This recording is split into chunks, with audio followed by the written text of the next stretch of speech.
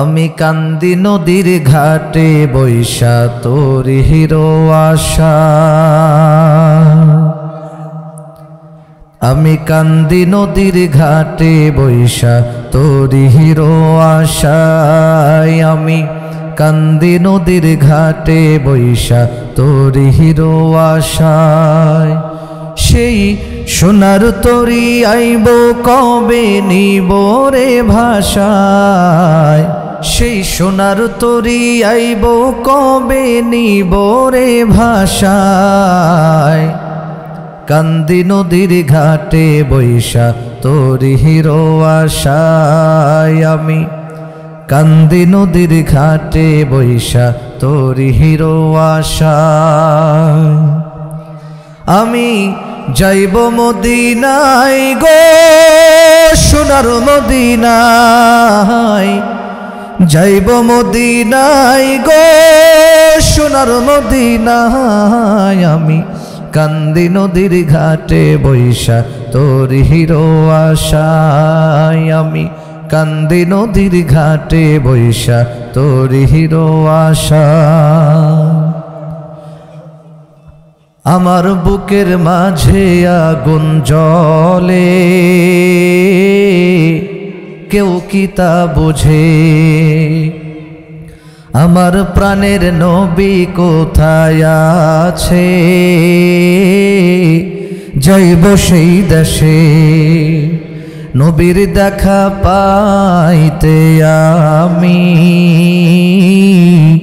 কান্দি যে বসে। আমার প্রাণের নবী কোথায় আছে, যাইব সেই দেশে। নবীর দেখা পাইতে আমি কান্দি যে বসে। শয়না হৃদয় আর যে দেরি, শয়না হৃদয় আর যে দেরি, নয়ন ভিজে যায়। কান্দি নদীর ঘাটে বৈশা তোর হিরো আশায়, আমি কান্দি নদীর ঘাটে বৈশা তোর হিরো আশায়। সেই সোনার তরি আইব কবে নিব রে ভাষায়, সোনার তরি আইব কবে নিব রে ভাষায়। আমি কান্দি নদীর ঘাটে বৈশা তোর হিরো আশায়। আমি যাইব মদিনায় গো সোনার মদিনায়, যাইব মদিনায় গো সোনার মদিনায়। আমি কান্দি নদীর ঘাটে বৈশা তোর হিরো আশায়, আমি কান্দি নদীর ঘাটে বৈশা তোর হিরো আশায়। আমি কান্দি নদীর ঘাটে বৈশা তোর হিরো আশায়, আমি কান্দি নদীর ঘাটে বৈশা তোর হিরো আশায়। মুসলমান ভাইরারে আমার খুব ভালো করে লক্ষ্য করবেন, মহান আল্লাহ পাক রব্বুল আলামিন সূরা ইব্রাহিমের মধ্যে বলেছেন, লা ইন শাকারতুম লা আযীদান্নাকুম ওয়া লা ইন কাফারতুম ইন্না আযাবি লাশাদীদ। আল্লাহু আকবার বলেন।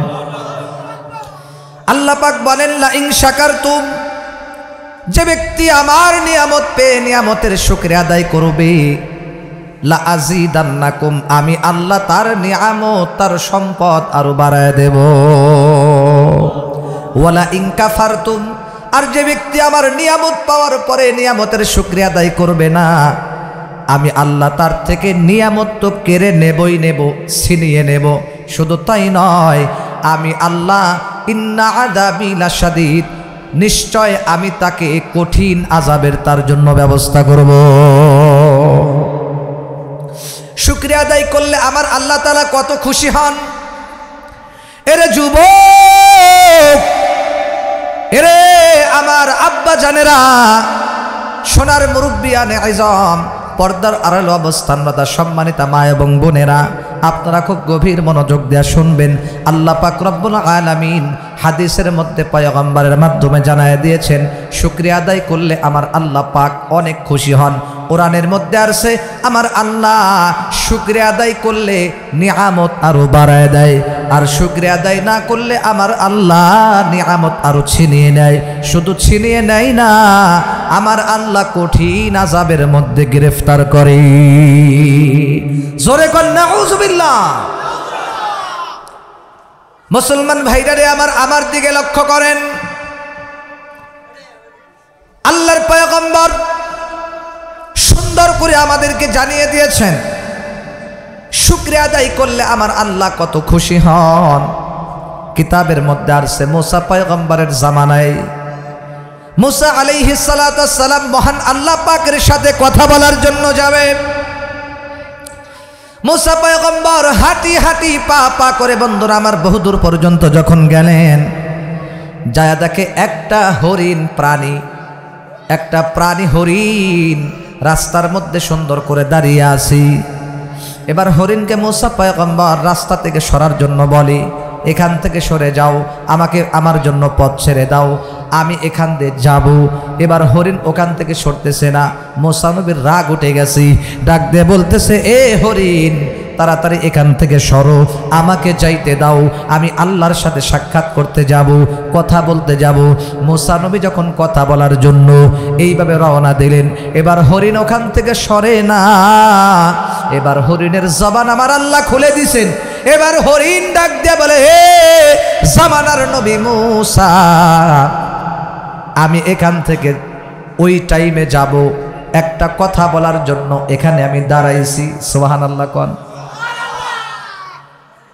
এই পশু হরিণের জবান আমার আল্লাহ খুলে দিছেন। সুবহানাল্লাহ কোন। এর যুবক খুব ভালো করে লক্ষ্য করা লাগবে, কথা বলা যাবে না। আমার দিকে গভীর মনোযোগ দেন। মুসা নবীকে হরিণ ডাক দেয়া বলে, এই হরিণ কি কথা তোমার? মুসা নবী ডাক দেয়া বলে, আপনি যেহেতু আল্লাহর সাথে কথা বলার জন্য যাবেন, তাহলে আমাদের ব্যাপারে কিছু জিজ্ঞেস করবেন। আল্লাহকে বলবেন, এই এলাকার মধ্যে এই যে একটা বিশাল বড় জঙ্গল এলাকা, এই জঙ্গলের মধ্যে অনেক প্রাণী থাকে, হিংস্র প্রাণী থাকে, আমরা পশু পাখিরা থাকি। এখানের মধ্যে আমরা অনেক দিন যাবত, প্রায় মাসের পর মাস চলে যাচ্ছে, এখানে পানি নাই, পানির অভাবে আমাদের কষ্ট হয়ে যাচ্ছে, আমরা খাইতে পারতেছি না, পানির অভাবে, খাদ্যের অভাবে অনেক পশুরা পর্যন্ত মারা যাচ্ছে। অতএব আপনি তাড়াতাড়ি করে আমার আল্লাহকে বলবেন, আমার আল্লাহ কোন দিনে কোন সময় আমাদের এই জমিনের মধ্যে বৃষ্টি দান করবে, আপনি একটু আল্লাহকে বলবেন। এবার মুসা পয়গম্বর সেখান থেকে চলে গেলেন। যাওয়ার পরে আল্লাহর সাথে কথোপকথন করলেন। কথা বলতে বলতে এক পর্যায়ে এই হরিণের বিষয় বলতেছি, ডাক দেয়া বলে, ইয়া আল্লাহ, ও আল্লাহ। রাস্তার মধ্যে আসার সময় একটা হরিণের সাথে আমার দেখা হয়ে গেল।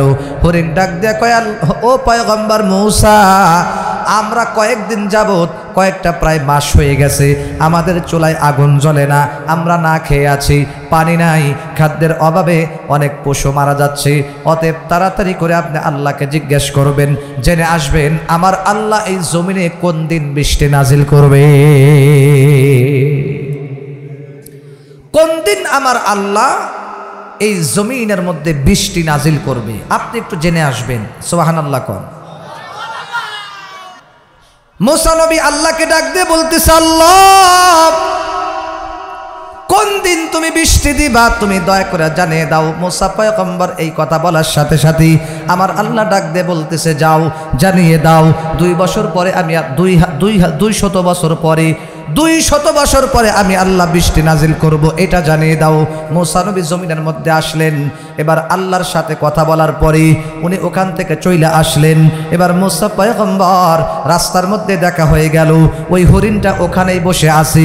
এবার ডাক দিয়ে বলতেছে, ও পয়গম্বর, আমার আল্লাহ আমাদের জন্য কি ফায়সালা দিয়েছেন, কি ফায়সালা দিয়েছেন? এবার ডাক দিয়ে বললেন, আল্লাহ পাক রব্বুল আলামিন তোমাদেরকে বৃষ্টি দান করবে, তবে অনেক দেরি করবে। কয় কত দেরি? আল্লাহ 200 বছর পরে এই জমিনে বৃষ্টি নাজিল করবে।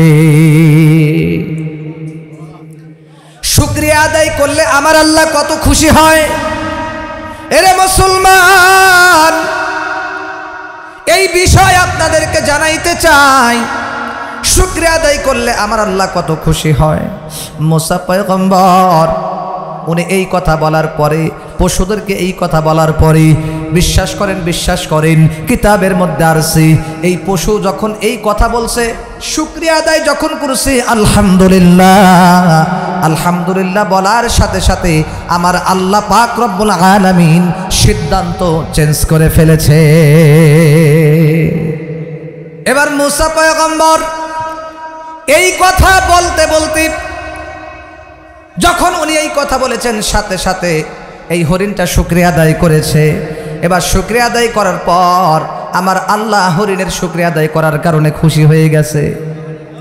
কেমন খুশি হয়েছে খেয়াল করেন, কেমন খুশি হয়েছে খেয়াল করেন। মুসা পয়গম্বর এই কথা বলে উনি ওনার বাড়িতে চলে গেলেন। বাড়িতে এখনো পুষতে পারে নাই, বাড়িতে এখন পর্যন্ত বুঝতে পারে নাই। আমার আল্লাহ পাক রব্বুল আলামিন হযরত মিকাইল আলাইহিস সালাতু ওয়াস সালামকে ডাক দিয়া বলে, এ মিকাইল, তুমি এখনই বৃষ্টি নাজিল করো। সুবহানাল্লাহ কোন। কারণ আমার আল্লাহ পাক রব্বুল আলামিন বলতেছে, ও আমার ফেরেশতা, আমার এই পশুটা, তুচ্ছ প্রাণীটা, ও আমি আল্লাহ পাকের দরবারে শুকরিয়া আদায় করছে কঠিন বিপদের মুহূর্তেও। কয় কিভাবে? কয় আমার এই সাধারণ একটা প্রাণী। মুসা পয়গম্বর যখন ওনাকে এই কথা বলছে, মুসা পয়গম্বর যখন বলছে যে আল্লাহ 200 বছর পরে বৃষ্টি নাজিল করবে, অতএব আপনি কি বলেন, তোমরা কি রাজি আছো নাকি? এই কথা বলতে দেরি আমার এই তুচ্ছ প্রাণীটা শুকরিয়া আদায় করছে, আলহামদুলিল্লাহ। এবার মুসা নবী ডাক দিয়ে বলতেছে, মুসা পয়গম্বর ডাক দিয়ে বলতেছে যে আমার আল্লাহ 200 বছর পরে বৃষ্টি দিবে, এরপরেও শুকরিয়া আদায় করলা। এবার হরিণ ডাক দিয়ে বলে, না না, আমি এই জন্যই তো শুকরিয়া আদায় করলাম, আমার আল্লাহ যে 200 বছর পরে বৃষ্টি দিবে এই জন্য শুকরিয়া আদায় করছি। কারণ আমার আল্লাহ যদি 200 বছর পরে না দিত, যদি 500 বছর পরে দিত, তাহলে আমার কি উপায় হইতো? সেজন্য 200 বছর পরে যে দিবে এই জন্য শুকরিয়া আদায় করছে। অতএব এই হরিণ শুকরিয়া আদায় করার কারণে আমার আল্লাহ ডাক দেয়া বলি, ও আমার ফেরেশতা মিকাইল, এই হরিণের শুকরিয়া আদায় করার কারণে আমি আল্লাহ খুশি হয়ে গেছি।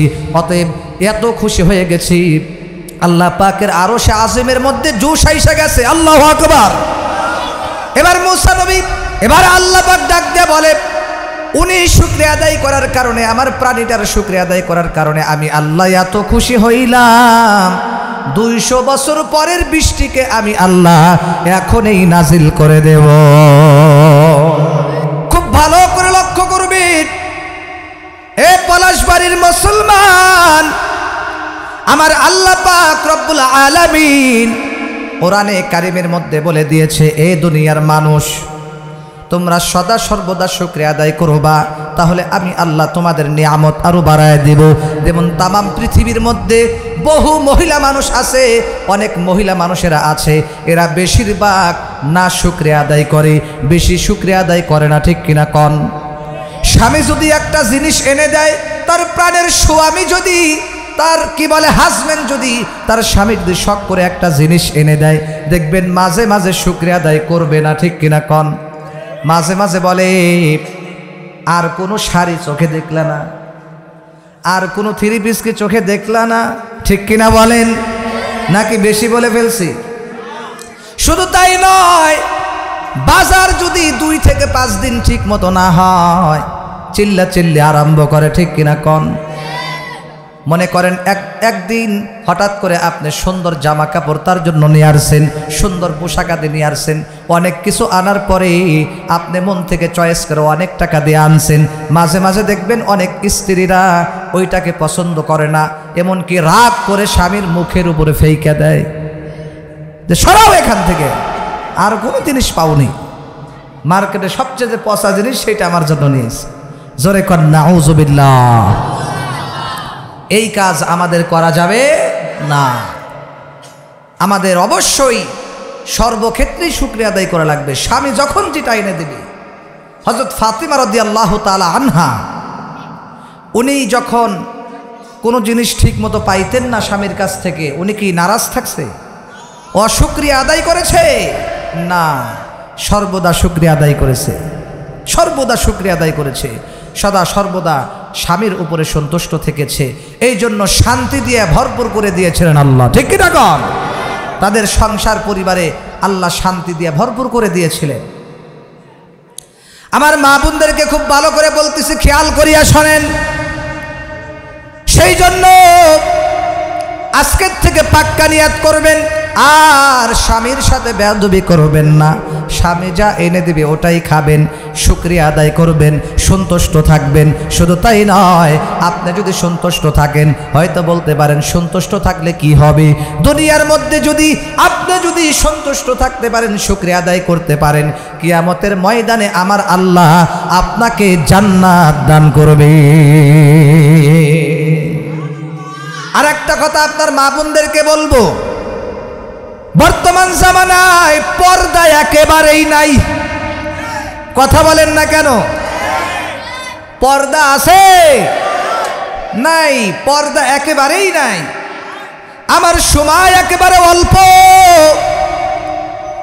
মা বোনদেরকে একটা কথা বলতে চাই, তামাম পৃথিবীর মধ্যে সমস্ত পুরুষ মানুষ যদি অন্ধ হয়ে যায়, সমস্ত পুরুষ মানুষ যদি একেবারে অন্ধ হয়ে যায়, এরপরেও কিন্তু তামাম পৃথিবীর সমস্ত মহিলাদের পর্দা করা ফরজ।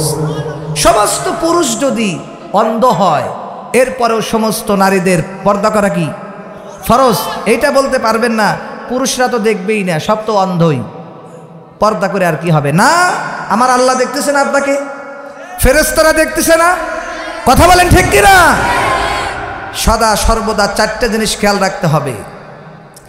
চারটা জিনিসকে, চারজনকে স্মরণ করা দরকার সব সময়। কয়জনকে?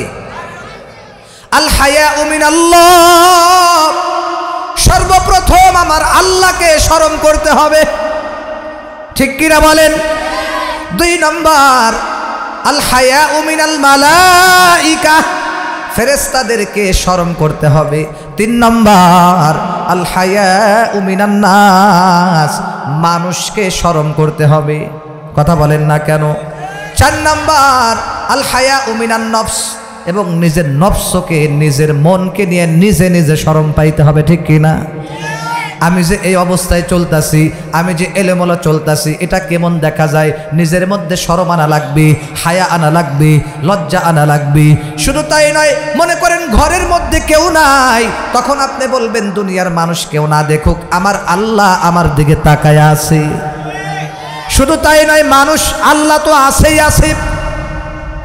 এরপরে শুধু তাই নয়, মানুষ না থাক, কিন্তু ফেরেশতারা আমাকে দেখতেছে। কারণ সদা সর্বদা 2 জন ফেরেশতা আমার আপনার আশেপাশেই কিন্তু থাকে। ডান পাশে কিন্তু একজন ফেরেশতা আছে, বাম কাঁধেও কিন্তু একজন ফেরেশতা আছে, ঠিক কিনা কন? হাদিসের মধ্যে আসছে, আল্লাহর নবী বলেন, আল হায়াউ শুবাতুম মিনাল ঈমান। আল্লাহর নবী বলেন, লজ্জা হচ্ছে মানুষের ঈমানের অঙ্গ। লজ্জাটা কি বলেন? যার লজ্জা নাই তার ঈমান নাই, যার শরম নাই, যার লজ্জা নাই, তার ঈমান নাই। বর্তমান জামানায় মহিলারা আছে, অনেক মহিলা আছে লজ্জা নাই, অনেক যুবক ছেলেরা আছে লজ্জা নাই, বিভিন্ন মুরব্বীরা আছে লজ্জা নাই। আপনাদেরকে বলতেছি না, অন্য এলাকার মানুষদেরকে বলতেছি। শুধু তাই নয়, বহু মহিলা মানুষ আছে শরম লজ্জা নাই, এলোমেলো চলে, ঠিক কিনা কন? খুব খেয়াল করেন, যার ভিতরে লজ্জা শরম নাই, বেহায়ার মতো চলাফেরা করে, অস্ট্রেলিয়া গরুর মতো চলাফেরা করে, যার লজ্জা নাই, ওর ঈমানও নাই, ঈমানও নাই। কথা বলতে হবে, ঠিক কিনা? সেজন্য লজ্জা থাকতে হবে। মানুষের যখন লজ্জা উঠে যায়, তখন যা ইচ্ছা তাই করে, ঠিক কিনা? এই যে বক্স বাজায়, গান বাজনা বাজায় মানুষের সামনে, ডিজে গান ছাইরে দেয়। এরপরে শুধু তাই নয়, অনেক যুবক ছেলেরা দেখবেন পিকনিকে যায়, এই আমার দিকে তাকান, ওদিক কেন, আমার দিকে তাকান। অনেক যুবক ছেলেরা দেখবেন পিকনিকে যায়, ট্রাক ভাড়া করে, পিক আপ ভাড়া করে, শত শত মানুষ তাদের দিকে তাকিয়ে আছে। এরপরে কি করে দেখবেন, টাইট ফিটিং প্যান্ট পরে ড্যান্স দেয় কি দেয় না? ড্যান্স দেয় না? তাহলে কত এখন যদি আমি কাউকে বলি একজন উঠে ড্যান্স দেন, তো আপনারা কেউ দিবেন? কারণ কেন? একটা লজ্জার বিষয় আছে, ঠিক কিনা? লজ্জার বিষয় আছে না নাই? আমি যদি এখন কাউকে বলি, এই যুবকটাকে যদি এখন আমি বলি, এই যে টুপিওয়ালা ছেলে ক্যামেরাম্যানকে, যে তুমি এখানে সবার সামনে একটা ড্যান্স দাও তো দেখি, তুমি দিবা ভাই? দিবা? কোটি কোটি টাকা দিলেও দিবা তুমি? প্রশ্নই আসে না। কেন দিবে না? একটা লজ্জার বিষয় আছে, ঠিক কিনা? তাহলে যুবক, তোমাকে আমি বলতে চাই, এই যে এই মানুষদের সামনে তুমি ড্যান্স দিতে লজ্জা পাও, তাহলে তুমি যখন পিকনিকে যাও, গাড়িতে যাও, কোনো নৌকা লঞ্চে যাও, গাড়ির মধ্যে যখন ড্যান্স দাও, তখন তোমাকে এখান তো অল্প মানুষ, তোমাকে যে হাজার হাজার লাখ লাখ মানুষ দেখে, কোটি কোটি মানুষ দেখে, তখন কি তোমার লজ্জা করে না? ঠিক কিনা? তখনও তোমার লজ্জা করতে হবে। সেজন্য একজন মানুষ তখনই ড্যান্স দিতে পারে যখন তার লজ্জা শরম সব উঠে যায়, ঠিক কিনা? একজন মহিলা তখনই বিপর্দায় চলতে পারে, বেহায়ার মতো চলতে পারে, যখন তার লজ্জা শরম উঠে যায়, ঠিক কিনা বলেন? সেই জন্য মুসলমান ভাইরা রে আমার, আপনাদেরকে বলবো, আপনাদেরকে খুব ভালো করে বলবো, খেয়াল করে শোনেন। হাদিসের মধ্যে আসছে, আরহাম উম্মতি বি উম্মতি আবু বকর, সবচাইতে নরম মানের সাহাবী হলো হযরত আবু বকর।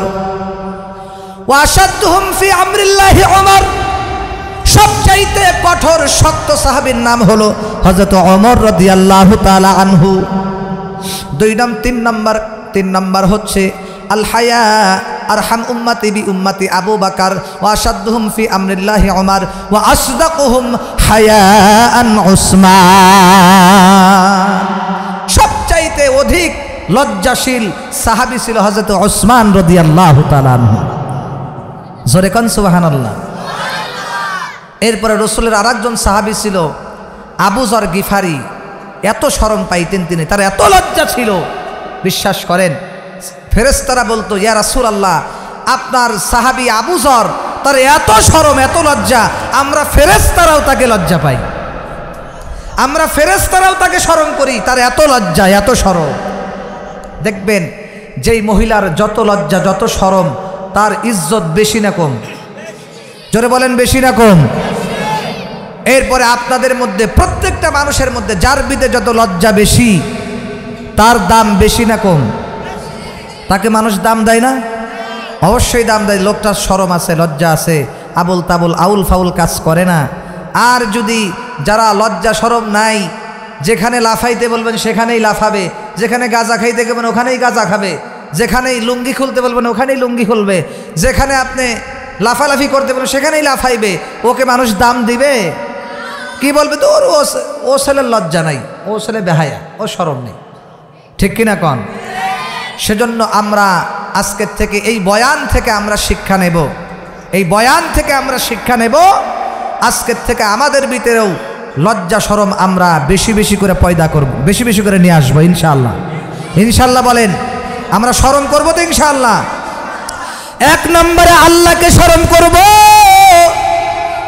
দুই নম্বর হলো ফেরেশতাদেরকে শরম করব, তিন নম্বর মানুষদেরকে শরম করব, চার নম্বর নিজের নফসকে শরম করব। সমাজের মধ্যে হাঁটবো, যখন চলাফেরা করব, একটা কদম যখন সামনে আগাবো, আমি ভাইবা চিন্তা সামনে আগাবো। যখন কোনো কাজ করতে যাব, তাড়াহুড়া করে করব না, সাবধানতার সাথে পরামর্শের মাধ্যমে করব। মা বাবার সাথে কোনো দিন বেয়াদবি করব না, মুরব্বীদের সাথে বেয়াদবি করব না, মা বাবার খেদমত করব, মুরব্বীদেরকে সালাম দেব, সম্মান করব, উলামায়ে কিরামদেরকে সম্মান করব, আলেমদেরকে সম্মান করব, 5 ওয়াক্ত নামাজ পড়ব, দান সদকা করব, যাকাত দেব, আল্লাহর হুকুম সঠিকভাবে মানব, সুদ খাবো না, ঘুষ খাবো না, মিথ্যা কথা বলবো না, হারাম খাবো না, সুদ খাবো না, মিথ্যা বলবো না, হারাম পথে চলবো না। সদা সর্বদা আমার জীবন যাইতে পারে সব সময় আমরা হালাল পথে থাকার চেষ্টা করব,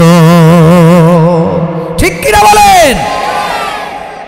সেই জন্য সকলকে উল্লেখ করে বলতেছি, অনেক সন্তান আছে বর্তমানে দেশের বাহিরে থাকে, শুধু তাই নয় শহরের মধ্যে বিল্ডিংয়ের মধ্যে ফ্ল্যাট ভাড়া করে থাকি, অথচ গ্রামের মধ্যে মা বাপ থাকি, মা বাবার খবর নেই না, আছে না নাই? আমার ভাই রে, আমার যুবক ভাই, আপনাদেরকে খুব ভালো করে বলবো, খুব ভালো করে খেয়াল করেন। মা বাবার খেদমত আজকে আমরা অনেকেই করি না। না না, আজকের থেকে পাক্কা নিয়াত করবেন, মা বাবার খেদমত করবেন, মা বাবার সাথে বেয়াদবি করা যাবে না, মা বাবার খোঁজ খবর নেওয়া লাগবে। কারণ ছোট্টবেলায় আমরা যখন ছিলাম, আমরা যখন বিপদে পড়ছি, যখন মুসিবতে পড়ছি, যখন অসুখ হয়েছি, যখন খানা খাইতে পারি নাই, যখন না খেয়ে থেকেছি, বলেন তো দেখি কষ্ট করছে কোন লোকটা? যখন কোনো বিপদের মধ্যে পড়ে গেছি, বলেন তো সর্বপ্রথম কে দূরায় আসছে? কে সর্বপ্রথম আগায় আসছে? আমার আপনার মা বাবাই কিন্তু সর্বপ্রথম সামনে আগায় আসছে। সেই জন্য বাজান, বিশ্বাস করেন, বিশ্বাস করেন, মা বাবার যদি খেদমত করতে পারেন, মা বাপ যদি আপনার খেদমতে রাজি খুশি থাকতে পারে, মা বাপ যদি আপনার খেদমতে খুশি হয়, মা বাপ যদি আপনার জন্য যদি মন থেকে দোয়া করে দেয়, তাহলে বিশ্বাস করেন, বিশ্বাস করেন, আপনার পুরা জীবনটা একেবারে সাকসেসফুল হয়ে যাবে। ঠিক কিনা বলেন?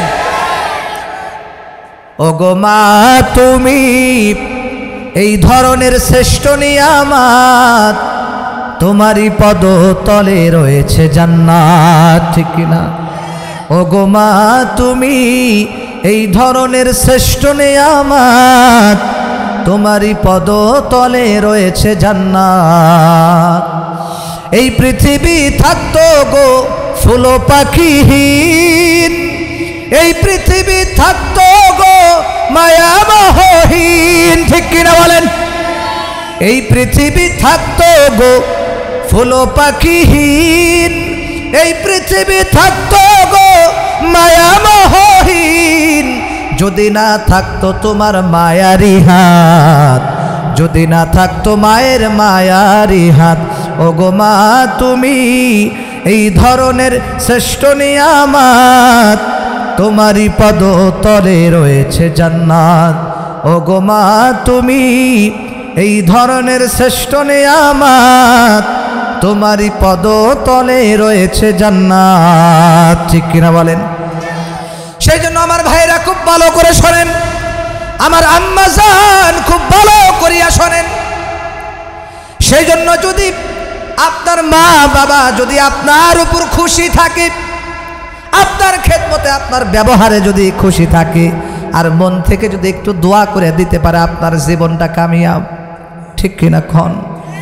আমার বাইরে, তবে দুঃখজনক কথা হলো, কোনো মা বাবা যদি কোনো সন্তানের প্রতি রাগ করে, কোনো মা বাপ যদি কোনো সন্তানের প্রতি রাগ হয়, কষ্ট পায়, যদি কষ্ট পায়, যদি মনে কষ্ট নেয়, ব্যবহারে যদি খেদমতে যদি কষ্ট নেয়, শুধু তাই নয়, আপনার আচার ব্যবহারে যদি মা বাপ কষ্ট পায়, সর্বক্ষেত্রে যদি আপনার মা বাবা কষ্ট পায়, কসম করে বলি, কসম খোদার, আপনি যতই ইবাদত করেন না কেন, আপনি যতই দান করেন না কেন, আপনি যত জাকাত দেন না কেন, আপনি কোটি কোটি বার হজ করেন না কেন, হাজার হাজার বার কোটি কোটি বার হজ করার পরেও মা বাপ যদি নারাজ থাকে, ওই হজ আর নামাজের কোনো দাম নাই। জোরে বলেন ঠিক কিনা?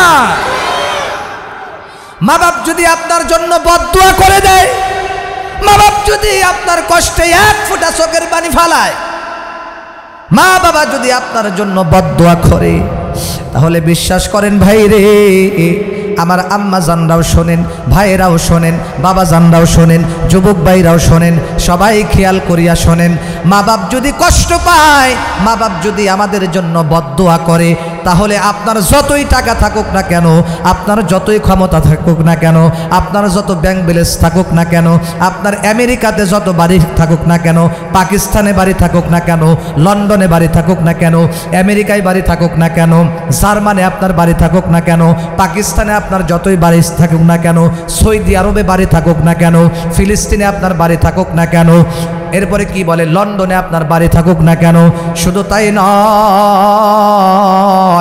তামাম পৃথিবীর মধ্যে আপনার বিভিন্ন জায়গায় জায়গার অভাব নাই, গাড়ি বাড়ির অভাব নাই, টাকা পয়সার অভাব নাই, কিন্তু আপনার মা বাপ যদি নারাজ হয় আপনার জীবন একেবারে ধ্বংস ধ্বংস। আপনার মতো পুরা কপাল আর কেউ হইতে পারবে না। মা বাপ যদি আপনার ব্যবহারে কষ্ট পায়, আপনার যতই ব্যাংক ব্যালেন্স, টাকা পয়সা, গাড়ি বাড়ি যত কিছুই থাকুক না কেন, আপনার জীবনে শান্তি আসবে না। অশান্তির দাবানল ছয়লাভ হয়ে যাবে, ঠিক কিনা বলেন? অশান্তি আর অশান্তি আসবে, দিলে শান্তি থাকবে না, অকালে মরণও হইতে পারে। শুধু তাই নয়, একটা কথা বলে আমি শেষ করব 2 মিনিটের মধ্যে। যারা মা বাবাকে কষ্ট দিবে 5টা গজব আল্লাহ তাদেরকে দিবে। নাউজুবিল্লাহ কোন। এই 2 মিনিটে আমি শেষ করে দেব। আমার ভাই এরপরে বয়ান করবে 2টা মিনিট। যারা মা বাবাকে কষ্ট দিবে আমার আল্লাহ তাদেরকে দুনিয়ার মধ্যেই বড় বড় 5টা গজব দিবে। এর ভিতরে 1 নম্বর গজব হলো আল্লাহ তাআলা ওই ব্যক্তিকে এমন অসুখ দিবে, এমন রোগ দিবে যেই রোগের কোনো চিকিৎসা নাই। আপনি এনাম মেডিকেলে যাবেন, বিভিন্ন জায়গায় যাবেন, বাংলাদেশের বড় বড় ডাক্তারের কাছে যাবেন, বিভিন্ন দেশের বাহিরে আপনি চিকিৎসা করতে যাইবেন, ডাক্তাররা রোগ ধরতে পারবে না, রোগ ধরা পড়বে না, আর ওই চিকিৎসার কোনো কি বলে আপনার কোনো রোগ ধরা পড়বে না, যেই রোগের কোনো চিকিৎসা নাই। এই আযাব আল্লাহ আপনাকে দিবে। নাউজুবিল্লাহ কোন। 2 নম্বর হচ্ছে আমার আল্লাহ মা বাপকে যারা কষ্ট দিবে 2 নম্বর গজব হলো আল্লাহ তাআলা দুনিয়াতেই দিবে, সেটা হলো ওই ব্যক্তি যেখানেই যাবে ওখানেই লাঞ্ছিত, অপমানিত হবে। নাউজুবিল্লাহ কোন। বহু অনুষ্ঠানে বহু জায়গা যাবে, কোনো ব্যক্তি তাকে চেয়ার আগায়া দিবে না, সম্মান করবে না, মানুষ তাকে জুতা পিটা করবে, থুতু নিক্ষেপ করবে, মানুষ তাকে ইজ্জত দিবে না, সম্মান দিবে না। চিল্লায় বলতে হবে ঠিক কিনা? 3 নম্বর হচ্ছে যারা মা বাবাকে কষ্ট দিবে আল্লাহ তাআলা তাদেরকে ওয়াকালে মরণ দিবে। ওয়াকালে মরণ, হয়তো গাড়ির অ্যাক্সিডেন্ট, গাড়ির চাকার মধ্যে পড়ে মরতে পারে, অথবা টয়লেটের মধ্যে পড়ে মরতে পারে, অপমান অপদস্থ অবস্থায় মৃত্যুবরণ করতে পারে। 3 নম্বর গজব গেল। 4 নম্বর গজব আমার আল্লাহ তাআলা তাকে দান করবে, এমন রোগ আল্লাহ তাকে দিবে, এমন রোগ আল্লাহ তাকে দিবে। 1 নম্বর তো বললাম, সর্বশেষ যেটা আছে আমার ভাইয়েরা, মৃত্যুর সময় কালেমা নসিব হবে না। আমার কথা শেষ করতেছি, এখনই শেষ করব। তাহলে দেখেন, মৃত্যুর সময় আপনি যতই আমল করেন না কেন, মৃত্যুর সময় যদি কালেমা নসিব না হয়, কালেমা মুখ দিয়ে না আসে, কোনো ওই নামাজের কোনো দাম আছে? তার চাইতে কপালপুর আর কেউ আছে? নাই। 5টা বড় বড় আযাব দিবে মা বাবার সাথে বেয়াদবি করলে। এরপরে আমার যারা বোন যারা আছেন, মা বোন যারা আছেন, অনেকেই নতুন নতুন শাশুড়ি পেয়ে শাশুড়ির হক আদায় করে না, ঠিক কিনা কন? ডাক দিয়ে বলে, ছেলে যদি বলে মা বাপকে কাছে নিয়ে আসি, তখন বলে না, তারা আসলে ডিস্টার্ব করে, সমস্যা হয়। আছে না নাই?